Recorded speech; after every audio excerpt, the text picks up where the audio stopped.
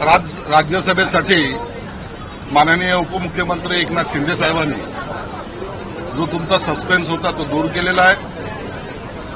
आमच्या ताई डॉक्टर ज्योतिताई वाघमारे यांना राज्यसभेची उमेदवारी देण्यात आलेली आहे।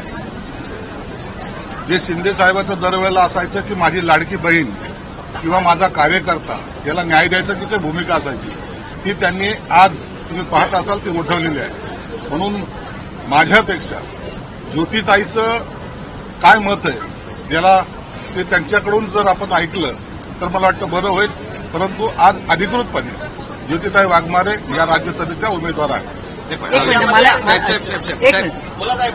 आज खूप अभिमानाची गोष्ट आहे की ज्या माननीय एकनाथ शिंदेजी यांनी लाडकी बहीण योजना सुरू केली आणि लाडक्या बहिणींचा पूर्ण महाराष्ट्रभर एकनाथजी शिंदे यांना आपला भाऊ मानला आणि अशा एका लाडक्या बहिणीला डॉक्टर ज्योती वाघमारे यांना राज्यसभेची उमेदवारी दिल्यामुळे महिला वर्गामध्ये शिवसेनाच्या अत्यंत आनंदाचं वातावरण आहे आणि आता 2च दिवसांनी महिला दिवस पण आपण साजरा करत आहोत। त्यामुळे ज्योती वाघमारे सारख्या एक उच्च शिक्षित ज्या PhD आहेत त्या प्राध्यापक देखील होत्या, नेट सेट क्वालिफाईड आहेत, रिसर्च बॅकग्राऊंड पण आहेत। त्यामुळे एक अशा पद्धतीचं एक व्यक्तिमत्व राज्यसभेवर जाण्याची संधी त्यांना प्राप्त झालेली आहे आणि त्याबद्दल सर्व आज आम्ही महिला आमदार इकडे आहोत, महिला पदाधिकारी देखील इथे आहोत। त्यांनी आज उमेदवारी अर्ज भरला आणि त्यांना आम्ही मनापासून शुभेच्छा देतो। निवडणूक बिनविरोध आहे असं समजावं का आता, कारण काही होऊ शकतं असं सुद्धा बोललं जातं शेवटच्या क्षणी। आमच्यातर्फे आमच्या पक्षातर्फे ही निवडणूक बिनविरोध व्हावी यासाठी पूर्ण प्रयत्न केला गेलेला आहे आणि मला वाटतं दरवेळेला शेवटच्या टप्प्यामध्ये हे निवडणूक बिनविरोधच होत असते। या निवडणुकीमध्ये एखादा फॉर्म एक्स्ट्रा टाकून घोडे बाजाराला आम्हाला सपोर्ट करायचं नाही, म्हणून आम्ही आणि एकनाथ शिंदे साहेबांनी सुद्धा हीच भूमिका घेतलेली आहे की या निवडणुकी ही बिनविरोध झाली पाहिजे। त्यासाठी ते जे काही सहकार्य असेल ते शिंदे साहेब करायला तयार आहे। इच्छुक खूप जण होते, 7-8 नावं इच्छुकांमध्ये होते, काही वरिष्ठ नेते होते, यामध्ये अवघड होतं नाव जाहीर करणं किंवा हा निर्णय घेणं।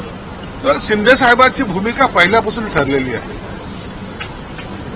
अनेक इच्छुक होते, अनेक जण मान्यवर होते, ते कमी होते अशातला भाग नाही, ते कोणत्या याच्यामध्ये त्यांना घेऊ नये अशातला काही भाग नव्हता।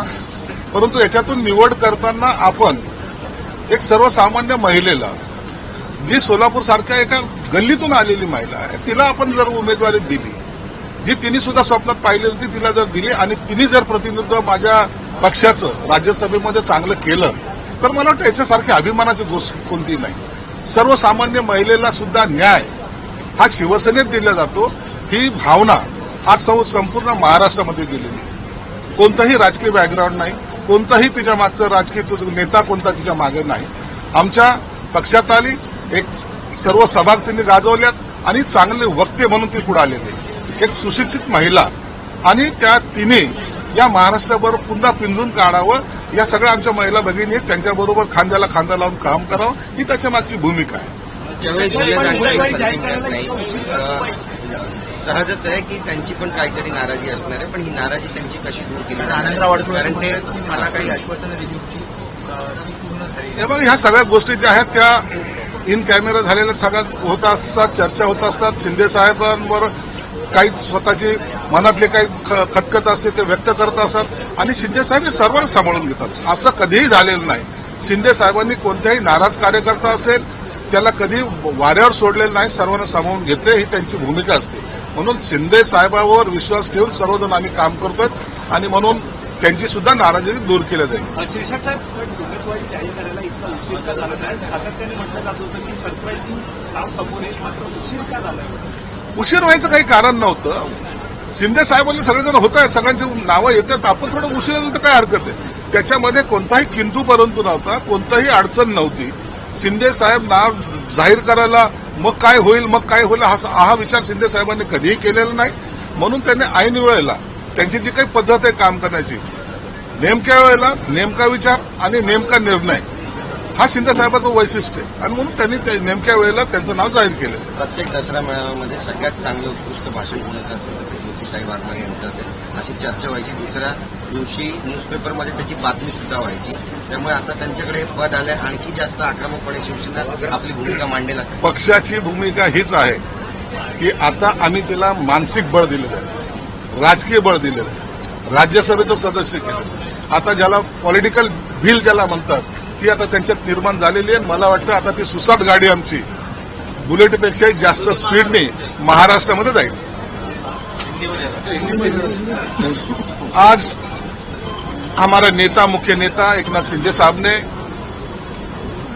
राज्यसभा के लिए डॉक्टर ज्योतिताई वाघमारे को उम्मीदवारी जाहिर की है. एक सर्वसामान्य महिला जो देहात से आती है, एक गांव खेड़े से आती है, उसको पहली बार ये सम्मान का पद देने की कोशिश शिंदे साहब ने की है, जिसका कोई भी पॉलिटिकल ग्राउंड नहीं है. कोई उसके घर में का या तो कोई खानदान में का, रिश्तेदार में का कोई भी ये पॉलिटिक्स में नहीं था. खुद के क्वालिटी पे अपनी आगे आने की जो कोशिश उसने की है वो देखते हुए शिंदे साहब ने आज उनको राज्यसभा में जाने के द्वार खोले हैं. मुझे लगता है उनका हर भाषा पे जो कमांड है, इतना जो स्टडी है, वो जरूर काम आएगा और हमारे लिए, हमारे पक्ष के लिए भविष्य में वो पूरे महाराष्ट्र में घूम के महाराष्ट्र में और महिलाओं का संगठन बहुत मजबूती से आगे लाएंगे. एक बात ये भी है कि कुछ भाजपा जो है वो नाराज भी सामने आ रहे हैं, इससे आखिर कैसे निपटेंगे? देखो, ये उम्मीदवार में बहुत सारे लोग मांगते रहते हैं, वो सभी कार्यकर्ता सब अच्छे हैं, किसी को नाम रखने की जगह नहीं है, लेकिन उनमें से किसी को जिन्होंने दावेदारी की है उनमें से एक को चुनना थोड़ा हार्ड जाता है. लेकिन उसमें भी शिंदे साहब ने एक अच्छा निर्णय लिया. जो नाराज है उनको भी शिंदे साहब समझाएंगे और उनकी नाराजगी भी दूर करेंगे. विरोध होने की संभावना है? नहीं, बिल्कुल विरोध नहीं होगा. अपने अपना बिन विरोध तो जरूर होगा. ये इलेक्शन जो है ये बिन विरोध होने की चांसेस सबसे ज्यादा है. हम नहीं चाहते कि ऐसे राज्यसभा के इलेक्शन में कोई खरीदी बिक्री का व्यवहार हुए, इसलिए ये इलेक्शन जितना स्ट्रेंथ है वो हिसाब से बिन विरोध होगा जरूर. सर साहब, ज्योति मैडम को पता चला कि उनका वो खुद अभी वो शौक में से बाहर आई नहीं है. वो अभी बाद में आपको इंटरव्यू देगी. उसको अभी भी लगता है कि मैं राज्यसभा का फॉर्म भरा है क्या. यही तो खासियत है. नाही इथे ते नाही.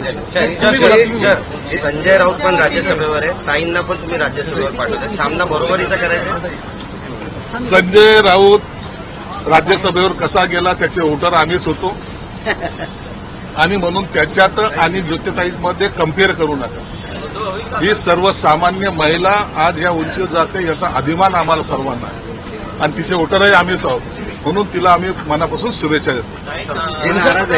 राज्यसभेमध्ये सामना परत एकदा पाहायला मिळेल असं वाटतंय का? ज्योतिताई चालल्या आहेत राज्यसभेवर. सामना कुणाशी करत असतात? जे सामना करायच्या लायकीचे असलं त्यांच्याबरोबर सामना करायचा असतो. त्यांची आता ती उंची राहिलेली नाहीये, त्यांच्याबरोबर आमचा सामना नाहीये. आमचे प्रश्न, महाराष्ट्राचे प्रश्न मांडणं, चांगलं तिथं आपलं प्रतिनिधित्व दाखवणं, एवढंच ज्योतिताईचं काम त्या ठिकाणी राहणार आहे. मनसा आप बताइए कि ज्योतिताई को हम अक्सर देख रहे थे, हर एक विषय को लेकर वो आगे आ रही थी.